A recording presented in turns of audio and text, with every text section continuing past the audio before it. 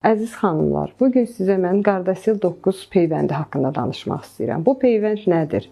Bu peyvənd insan papiloma virusuna, HPV virusuna qarşı bir peyvənddir. Bu peyvəndin istifadəsi necə olmalıdır? Bir yanlışlığı düzəltmək istəyirəm. Bir çox xanımlarımız müraciət edirlər ki, məndə papiloma virus aşkarlanmışdır və mən istəyirəm onun müalicəsi üçün mənə peyvənd eləyəsiniz.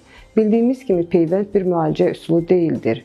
Ona görə də peyvənddən ilk cinsi əlaqədən əvvəl istifadə etmək lazımdır. Yəni bu peyvənd yaxşı olar ki, qız uşaqlarına, yeniyetmə qız uşaqlarında istifadə olunsun. Düzdür, artıq sizdə insan papiloma virusu aşkarlanmışsa, yenə də bu peyvəndi etmək olar. Orada məqsəd nədir?